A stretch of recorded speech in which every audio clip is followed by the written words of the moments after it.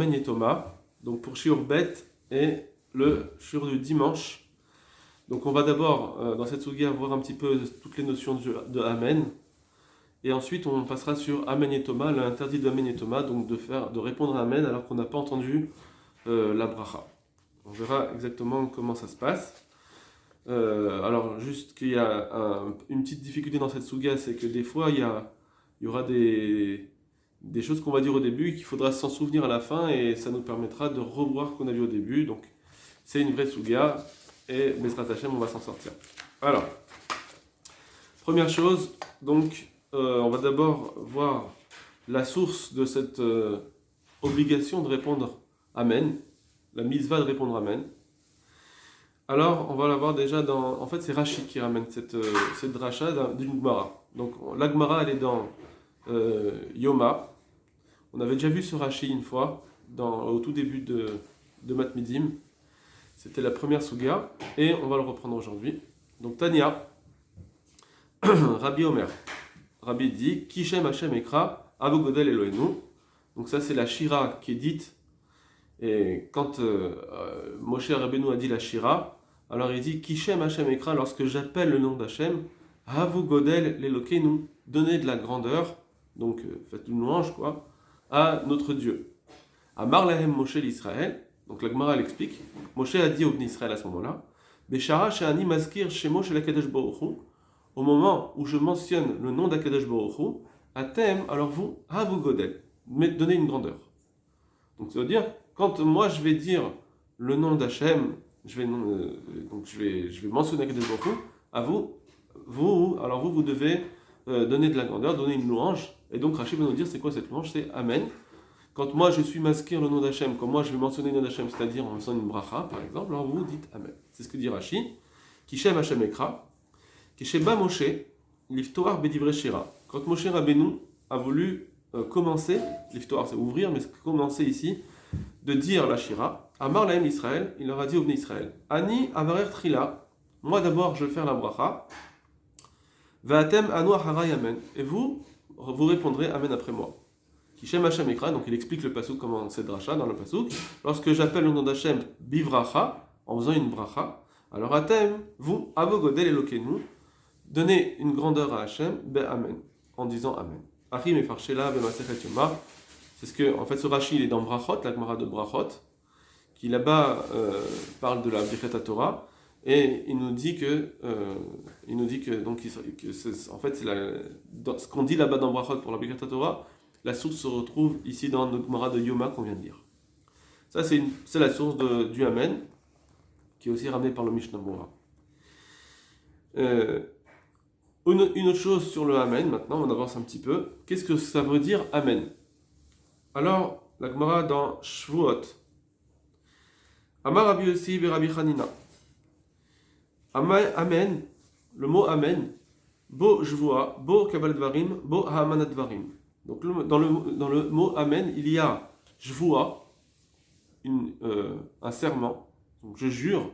Quand on fait un Amen, ça peut vouloir dire des fois que je jure, comme on va l'expliquer. Bo Kabbalat Dvarim, prendre sur soi des choses, donc se promettre de faire quelque chose. Bo ha'amanat dvarim, ou bien il y a les amen dvarim, ça veut dire je crois en tes paroles, je suis d'accord avec tes paroles. Amen comme emuna. Alors maintenant le Gemara explique. Bo shvua, c'est quoi la shvua, le serment qu'on fait? Alors dirtiv, d'où est-ce que je vois que amen ça peut vouloir dire un serment? Dirtiv ve'amera aisha amen amen. Donc ça c'est au sujet de la sota. On l'a fait jurer là-bas, de ne pas avoir été avec un homme. Alors on dit, la Torah, elle dit qu'il faut que la femme dise Ve'amira Aisha, Amen, Amen, 2 fois Amen, là-bas, il y a plusieurs serments. Et donc on voit que c'est en tant que serment. Ensuite, Bo Kabbalat Dvarim. Sur un Amen, c'est prendre sur soi des choses, faire une promesse, où on le voit, Dirtiv, comme c'est écrit. Alors quand l'Ebné Israël était dans Har Gerizim Areval, et il y a eu des malédictions qui ont été dites, et pour quelqu'un qui ferait d'Averot, une malédiction qui a été dite, et ils ont dit Amen pour pouvoir accepter cette chose. Donc, Arur Asher Loakim et Divra Torah Azot, maudit est celui qui ne va pas accomplir les paroles de cette Torah, la asot otam, pour les faire comme il faut. Ve'amar kol ha'am amen. Et après, le peuple a dit amen. Donc ils ont pris sur eux d'accomplir cette Torah. Sinon, il y a la malédiction. Pardon. Bo ha'amanat devarim. Et il y a aussi ha'amanat devarim, donc de dire je crois en tes paroles, je suis d'accord avec tes paroles. Dirtiv, comme c'est écrit, Yomer Yirmiya Anavi. Yirmiya Anavi a dit amen ken yarase Hashem, yakem Hashem et devarecha. Amen, qu'ainsi fasse Hashem, qu'il accomplisse tes paroles. Donc on voit que c'est amen, je crois en tes paroles, je veux tes paroles, je désire tes paroles. Donc on va dire par exemple, oui, j'accepte tes paroles, je veux tes paroles. Donc ici, c'est ce dernier point qu'on voit ici, que c'est Amanat Devarim, c'est ce qui va nous faire répondre Amen au brachot, qu'on dit, une bracha de louange, et donc on accepte ce qui a été dit. On va faire les rachis. Amen Boshvoa, donc il y a un serment dans le mot Amen. Aone Amen Achar Shvoa, celui qui répond Amen après qu'on l'a fait jurer. Kim aussi je vois mi piv, ou bien après que quelqu'un ait juré, alors c'est comme si il sort un serment de sa propre bouche. Donc Rashi nous dit bien ici que même si c'est quelqu'un d'autre qui a juré, et lui il dit Amen, donc c'est comme si moi aussi j'ai juré. Bo Kabbalat Dvarim, il y a aussi Kabbalat Dvarim, donc accepter ce qui a été dit et donc le prendre sur soi. Alors Omer Lechavero, par exemple quelqu'un qui dit à son ami Amenat Shetit Kayem Litnaï, car bekar. Il dit, à condition qu'il y ait cette condition, enfin voilà, je fais telle chose à condition qu'il y ait cela et cela qui se passe.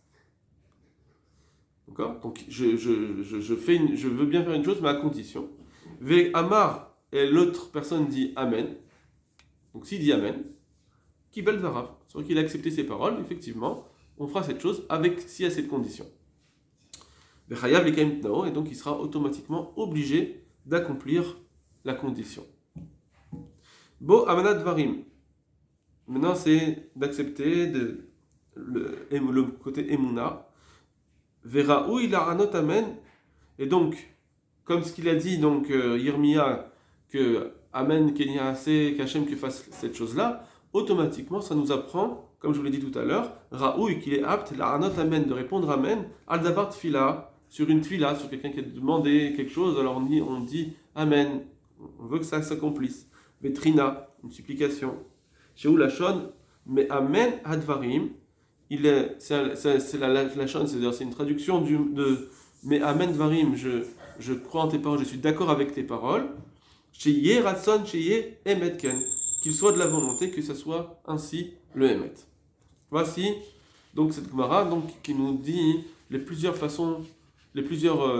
aspects du mot Amen, 3 aspects. Et maintenant, on va aller plus dans le fil du sujet, sur les dynimes du Amen, et on va commencer avec la Gemara de Brachot, Daf Mem Zayin, qui va parler de Amen Yetoma. Avant ça, il y a une petite Gemara juste avant Amen Yetoma, qui est assez intéressante pour comprendre l'importance du Amen.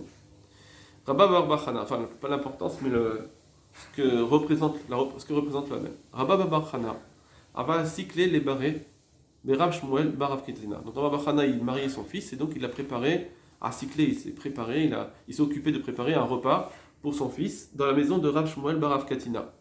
Or, les Khatanim, c'est eux qui avaient l'habitude on les fait commencer, par exemple faire motzi, on leur donne des choses à faire pour le repas, pour leur kavod. Et du coup, il y a des halachot qui vont se sortir. Veyativ, vekamatnene, les barrés. Donc il s'est installé, il s'est assis, yativ, vekamatnene, les barrés, et il a enseigné à son fils. En abotsea rachai livsoa, celui qui est botsea, donc celui qui coupe du pain, on va faire Bouchat Hashem amotzi lechem minaretz, et couper le pain. Donc il partage le pain. Alors, En abotsea rachai, celui qui partage le pain n'est pas autorisé, livtsoa, de le couper. Ad sheichale amen mi pianim. Ad sheichale amen mi pianim, jusqu'à ce que se termine, kalé c'est klaya, se termine le amen de ceux qui répondent. C'est-à-dire que j'ai dit Bouchat Hashem amotzi lechem minaretz, je ne peux pas couper tout de suite, il faut que les autres aient terminé de dire Amen. Donc si ça prend 2 secondes parce qu'il y a un grand kahal, alors il faut attendre que tout le monde ait répondu Amen. On verra pourquoi. Qu'est-ce que ça fait? Enfin, Rachid nous l'explique. Rachid nous l'explique parce que, en fait, Amen, c'est la fin de la bracha en réalité. Quand quelqu'un répondra Amen, c'est comme si c'était la fin de ma bracha. C'est vrai que je ne réponds pas Amen à ma bracha, moi-même. Mais malgré tout, ça représente, quand quelqu'un va répondre Amen, ça va représenter la fin de ma bracha. Donc on voit qu'il y a quelque chose de spécial. Et puisque, or, c'est la fin de ma bracha, on sait que d'un autre côté, je ne peux pas couper le pain avant ma bracha. Pourquoi? Parce que la mitzvah, c'est de faire la bracha sur un pain entier. Comme je dois faire une bracha sur un pain entier, si je finis pas la bracha et je coupe avant, donc j'aurais fini la bracha sur un pain qui n'est pas entier. Donc pas bien, il faut finir la bracha. Alors pour finir la bracha, quand quelqu'un répond Amen, il faut aussi attendre la fin du Amen, puisque le Amen fait partie de la bracha. Voilà. Donc on reprend. En abotsea rachai livtsoa achéchle Amen upiaolnim. Il n'est pas autorisé de couper le pain jusqu'à ce que le Amen du canal de ceux qui répondent soit terminé. Et Rav Chisda Amar, mipi rov aonim, ça suffit d'attendre que ce soit la majorité de ceux qui répondent. Amen, alors il lui dit, donc c'est une marloquette, est-ce qu'il faut attendre tout le monde ou attendre la majorité, ça suffit. Amar le Rami Bachama, Maishnaruva, il lui a dit, pourquoi c'est différent, pourquoi tu dis qu'il faut une majorité? Pourquoi? De'akati lo kalia bracham, parce que tu dis que la bracha n'est pas terminée. Miout anami lo kalia, alors d'après toi, il faudra attendre même que le miout, même si c'est la minorité. Lui il dit, il faut attendre que la majorité elle se termine. Si la majorité se termine, ça suffit, il n'y a pas besoin d'attendre tout le monde. Alors il dit non. Même si il faudra attendre même que la minorité. Pourquoi? Parce que de toute façon, tu veux dire que à partir du moment où le Amen n'est pas terminé, eh bien la bracha n'est pas terminée. Alors qu'est-ce qu'on s'en fiche que ce soit Rav ou Miout? Il faut que ce soit tout le monde. Alors il dit à Marley, il lui répond, chez Ani Omer, parce que moi je dis, Kol ha'one Amen, yoter midai, toute personne qui répond Amen qui répond trop Amen, c'est-à-dire qu'il prend trop long, il met trop longtemps pour dire son Amen. Amen. Alors ça, s'il répond en trop longtemps, Eno et la Toé, c'est une erreur de faire cela, parce que apparemment, on ne comprend plus, c'est plus le mot Amen. Amen, c'est plus un mot, il a un petit peu transformé les mots. On va juste faire les rachis là-dessus, et après on passera à Amen et Thomas. Kadim Rabba Bar Chana, l'Ishev à la Shulchan. Donc Rabba Bar Chana, il a devancé pour s'asseoir sur la table. Velishnot Livno pour enseigner à son fils Alachot Seuda, la halachot du repas. Les fiches à Khatan Ragil Livtsoa, parce qu'on a l'habitude que le Khatan, ce soit lui qui coupe le pain pour donner aux convives. Vaya Melamdo et Achiarse, et il lui enseignait comment faire. Livtsoa, c'est l'ifros. L'ifrosa, le mot l'ifrosa, c'est l'ifros, donc faire des morceaux de pain. L'ifros, ça proussa binapat, donc de couper un morceau du pain. Al shekale amen upiaolim, il faut attendre que tout le monde réponde amen. Amen achar birkat motzi, il faut attendre que amen qui a été dit après la bracha de motzi. Daf aniat amen mina bracha, parce que même le mot amen fait partie de la bracha, de répondre amen, ça fait partie de la bracha. Or, on dit dans la Gemara de Ketzat Mevachim d'Aflamet Tet Amudbet, Tsarir, donc dans Brachot, Tsarir shetichle bracha kodem betzia. Il faut d'abord terminer la bracha avant de commencer à couper le pain. Donc si le Amen fait partie de la bracha, il faut attendre Amen. Voilà c'est pour cette partie de Gemara. Maintenant, on va passer à la deuxième Nekuda qui est le Amen Yetoma. Tanu Rabanan.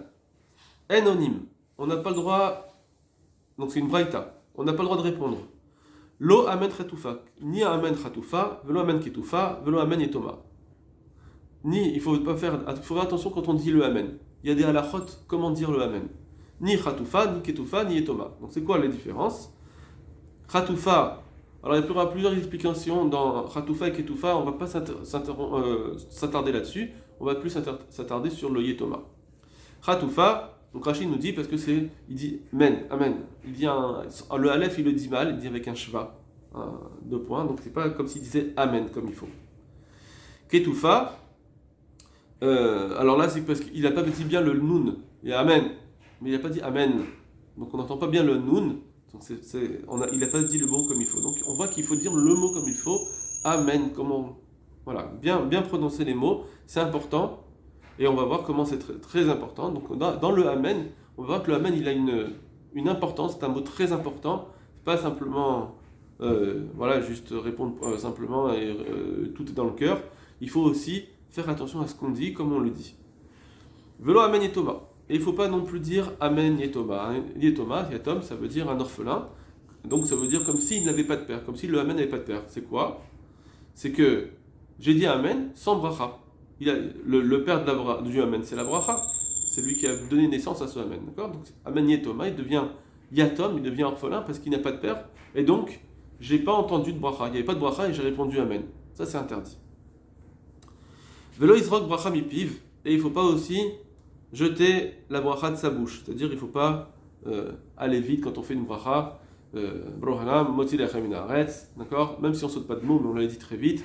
Mais sans kavana, sans dire les mots comme il faut. Parce que c'est comme si c'est un rôle. C'est comme s'il prend les choses avec difficulté. Il n'a pas envie de dire sa bracha. Il n'y a pas de kavod dans sa bracha. Et il faut avoir de la kavana. Il faut bien dire ses brachot. C'est à chaque fois des moments où on se relie à Kadesh Baruch Hu. Les brachot, c'est 100 brachot. On a vu la semaine dernière, 100 occasions par jour de se lier avec Kadesh Baruch Hu. C'est pas une fois, 2 fois, c'est 100 fois la possibilité de se relier à Hachem et de parler à Kadesh Baruch Hu. Donc il faut faire très attention à ça. C'est de belles occasions. Ben Azaï Omer, Ben Azaï dit Kol ha'one amen yetoma, toute personne qui dit un amen yetoma, donc qui est orphelin, donc qui n'a pas entendu la bracha, éloigné de la bracha, on va dire, Yiyu banav yetomim. Alors ses enfants deviendront aussi yetomim, des orphelins, ça veut dire qu'il va mourir pendant le vivant de ses enfants. Chatoufa, yithatefu yamav. Alors Chatoufa, il a dit pas comme il faut le amen, il a enlevé le début, comme on a dit tout à l'heure, yithatefu yamav, alors ses jours vont se raccourcir. Ketoufa, qu'il n'a pas dit comme il faut l'amen, donc pareil c'est raccourcir. Yithatefu yamav, ses jours seront raccourcis. Ça revient au même, raccourci. Mais kol hamarir be'amen, mais toute personne qui répond amen comme il faut en se rallongeant, nous on a vu tout à l'heure qu'il ne fallait pas trop se rallonger non plus, parce que ça ne veut plus rien dire. Mais kol hamarir amen, celui qui répond bien son amen, marichin lo yamav ushnotav, on lui rallonge ses jours et ses années. Ok. Maintenant, sur le amen yetoma, il va falloir apprendre qu'est-ce que c'est un amen yetoma. Et sur ça, on va voir d'abord la Shita de Rashi Tosfot aujourd'hui, qui est la même Shita. Ensuite, on verra qu'il y aura une autre grande Shita. Et là, la halakha va être tranchée d'après l'une des deux Shitot. Il faudra voir exactement comment on est posek. Alors, Yetoma. Rashi, Shelo Shama Bracha. On parle de quelqu'un qui n'a pas entendu la bracha. Et ça, tout le monde va être d'accord. On parle de quelqu'un qui n'a pas entendu la bracha. Il n'y aura pas de marloquette là-dessus. Après, on verra, il y a un Rishon qui dit que je l'ai entendu, mais je l'ai répondu plusieurs secondes après, disons 10 secondes pour que vous en êtes tranquille. Et donc ça aussi, ça peut s'appeler Amen Yetoma, donc même si je l'ai entendu. Mais en fait, ça reste un petit peu dans le même ordre d'idée où on est loin de la bracha, on est éloigné, où on fait comme s'il y avait un Amen sans bracha. Le fait qu'on soit éloigné ou qu'on n'a pas entendu, c'est comme si je dis Amen sans bracha. En tout cas, Rashi nous dit Shelo Shama Bracha. Et là, chez Shama, Shonim Amen, il a juste entendu les gens qui disent Amen. Alors il dit, s'ils répondent Amen, moi aussi je vais répondre Amen, et il répond Amen, sans avoir entendu. Donc, il ne faut pas répondre Amen si on n'entend pas une bracha. Or, on verra que ce n'est pas évident. Parce qu'on va voir des fois que ça arrive qu'on réponde Amen, mais on n'a pas entendu. Donc, il faudra expliquer quand est-ce que ça s'appelle Amen Yetoma si je n'ai pas entendu, et des fois, même si je n'ai pas entendu, ça ne s'appellera pas Amen Yetoma. C'est quand? Alors, il nous ramène une Gemara pour contrer ce qu'il vient de dire. Ce qui est écrit dans la Gemara de Souka, le Perek HaChalil. Chez Alexandria, chez Mitzrayim, dans la ville d'Alexandrie, en Égypte, là-bas il y avait un très grand Beit Knesset, il y avait beaucoup de monde. Et donc qu'est-ce qu'ils faisaient? Donc les gens n'entendaient pas le Chazan, tout simplement. Il y avait trop de monde, trop loin, c'était trop espacé. Alors, Ayum Menifim Besudarim, ils secouaient des drapeaux, c'est-à-dire il y avait le Chazan qui disait une bracha, et il y avait le Shamash à côté, il secouait un drapeau pour les gens, pour qu'ils puissent voir, qui est chez Egia, Aet la Anot Amen, lorsque arrivait le moment de répondre Amen. Et après, les gens répondent Amen. Donc on voit que les gens n'entendaient pas le Chazan, on leur montrait, on leur faisait un signe, répondez Amen, ils répondaient Amen. Donc ça vient contredire ce qu'on vient de dire, que bien que j'ai pas entendu, c'est mon tard de répondre Amen. Alors qu'est-ce qu'il faut répondre? Alors d'abord il finit de poser la question, Alma, donc, Lo Shamay, ils n'entendaient pas, Vekaranu, et Bar Getou répondait. Alors, comment Rashi et Tosfot vont répondre à la même question? Inhu Mida Yadre. Eux, ils savaient, Shem Onim Achar Bracha. Ils savaient qu'ils répondaient à une bracha. Ils savaient que c'était une bracha dont on parlait, premièrement. Ve'alezo bracha im onim, et sur quelle bracha ils répondaient. Donc il dit deux choses ici, Rashi, mais Tosfot va moins détailler. En tout cas, il dit, il savait qu'il répondait à une bracha, et il savait quelle bracha. Ça suffit pas d'après Rashi, ce qu'on voit ici, ça ne suffit pas de savoir qu'il fait une bracha. Il faut aussi savoir quelle bracha on fait. Et ça, c'est Tosfot aussi, ils le disent. Donc il faut savoir à quelle bracha je réponds. D'accord? Rachid l'a découpé en deux, mais Tosfot va le dire en une seule fois. Il faut savoir quelle bracha je réponds.